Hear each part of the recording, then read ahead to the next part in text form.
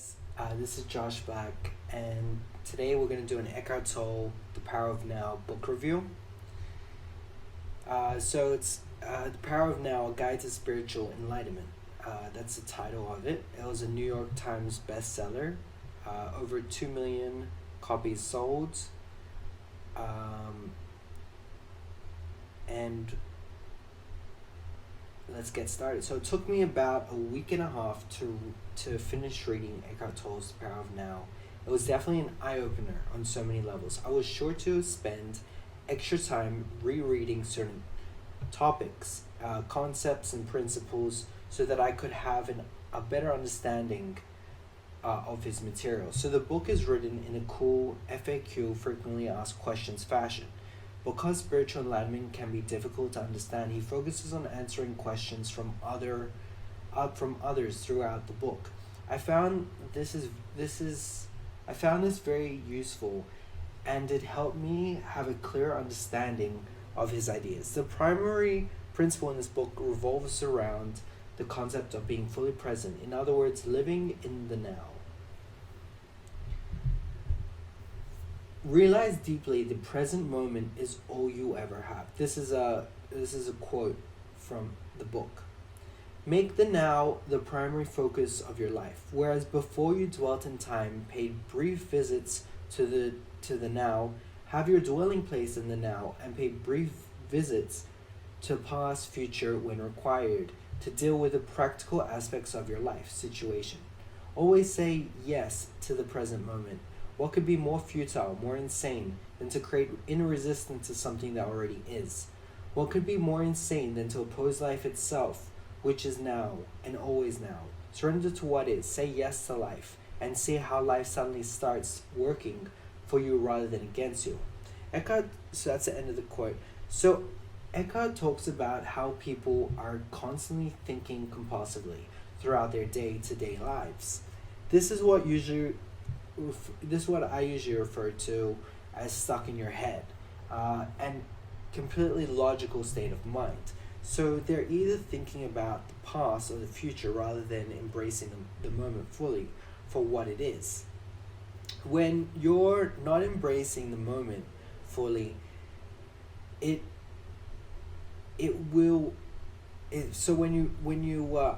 you're not embracing the moment fully, is when your fear consumes you, and negative emotions such as anger, frustration, guilt, sadness, depression, etc. These are all symptoms of living in the past or future. Eckhart describes this state of intense presence as free of thought. And he continues to state, many people are so imprisoned in their mind that the beauty of nature does not really exist for them. They might say, what a pretty flower, but that's just a mechanical mental labeling. Because they are not still, not present, they do not truly see the flower, don't feel its essence, its holiness, just as they don't know themselves, they don't feel their own essence, their own holiness. Another really interesting concept that Eckhart talks about is the ego's search for wholeness. People will often enter into a compulsive pursuit of ego gratification and things to identify with in order to fill this hole they feel within. So they strive after possessions, money, success, power, recognition, or a special relationship, basically so that they can feel better about themselves, feel more complete. But even when they attain all these things, they soon find out that this hole is still there, that is bottomless. As long as the egoic mind is running your life, you cannot truly be at ease. You cannot be at peace or fulfilled, except for brief intervals when you obtained what you wanted, when a craving has just been fulfilled. Since the ego's derived sense of self, it needs to identify with external things. It needs to be both defended and fed constantly. The most common ego identification have to do with possessions, the work you do, social status and recognition, knowledge and education, physical appearance, special abilities, relationships, personal and family history, beliefs, systems, and often also political, nationalistic, racial, religious, and other collective identifications. None of these is you. That's the end of that. So this part of the book completely made sense to me. What Eckhart Tolle is saying is that nothing external can make you complete.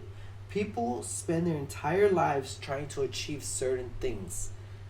An expensive house, a lot of money, a sexy body, in hopes that they will finally find their happiness. But they're only doing it to meet certain need. They have or to fill up that emptiness inside of them. The other segment of the quote from Eckhart Tolle is how people use their external sources to define who they are and their identity. But if you base your sense of self on the external factors, you have no control what would happen if one day you lost your job, your partner, or become old and lose your physical appearance. What would happen to your confidence? Those material things will always come and go, but it's who you are is what you get to keep. I kept adding post-its so many different parts of the book because I found passages that were pure gold. He talks a bit about relationships, which I found interesting. If you cannot be at ease with yourself when you are alone, you will seek a relationship to cover up your unease. You can be sure that the unease will then reappear in some other form within the relationship, and you will probably hold your partner responsible for it. All you really need to do is accept the moment fully. You are then at ease in the here and now and at ease with yourself. Again, Eckhart talks about how a relationship will not make you fulfilled and how most people jump into them due to insecurity and loneliness. If you find yourself needy and longing for a companion, then I suggest making a commitment to yourself to be single for a certain period of time so that relationship isn't an option. Then when you learn to become fulfilled and comfortable and alone with who you are, you will instantly become more attractive to everyone. It's because you're already abundant emotionally. The last idea I will mention that Eckhart Tolle talks about is that what holds people back from changing and transforming their lives. The mind, conditioned as it is by the past, always seeks to recreate what it knows and is familiar with. Even if it is painful, at least it is familiar. The mind always adheres to the known. The unknown is dangerous because it has no control over it. That's why the mind dislikes and ignores the present moment. I think that is one of the primary reasons why people will never change or become the best they can be. This is what limits them from extreme growth and the ability to step outside their comfort zone. While they're already living a boring, mediocre life and they're clearly unhappy with, at least it's comfortable. And it's often easy to stay where it's comfortable than to venture out into the unknown. I'm going to end things here so that this video doesn't get too long and out of control. But believe me, I could go on and with more quotes and ideas in this Eckhart Tolle, The Power of Now review. So it's a remarkable book. No wonder Oprah raves about him and has added him to her book club years ago. If you want, you can check out this book. You can purchase it from Amazon. The only warning I have is it can be a difficult read if you're unfamiliar with reading books on spirituality, enlightenment. Some of the stuff can be difficult to grasp, but it will sink in and it definitely is worth it. Or you can get the audible version on Audible, The Power of Now audiobook. So that's the end of my review, and I hope you like it. Make sure to smash the like button, comment, and subscribe for the YouTube algorithm. And thank you so much for watching, and I'll see you in the comment section.